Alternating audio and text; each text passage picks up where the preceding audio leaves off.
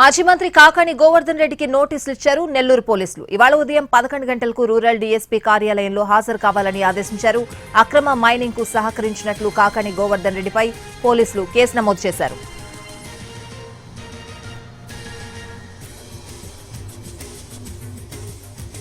నెల్లూరు జిల్లాలోని పొదలకూరు మండలం తాటిపర్తి గ్రామ సమీపంలో రుస్తోం మైన్స్ లో గత ప్రభుత్వ హయాంలో క్వాడ్స్ అక్రమ రవాణా జరిగిందనే ఆరోపణలున్నాయి.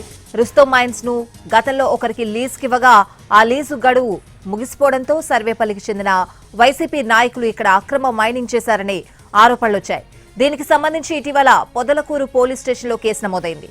ఈ కేసులో ఇప్పటికే ఇద్దరిని అరెస్ట్ చేసి రిమాండ్కు పంపారు. తాజాగా కాకాణి గోవర్ధన్ రెడ్డిని A4 గా చేర్చడంతో పాటు మరో 7గురిపైన ఎఫ్ఐఆర్ నమోదు చేశారు పోలీసులు.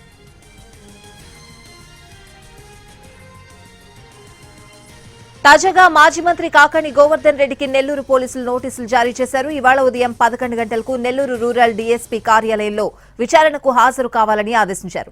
అయితే గోవర్ధన్ రెడ్డి ఇంటి దగ్గర లేకపోవడంతో గేటుకు నోటీసులు అంటించారు పోలీసులు.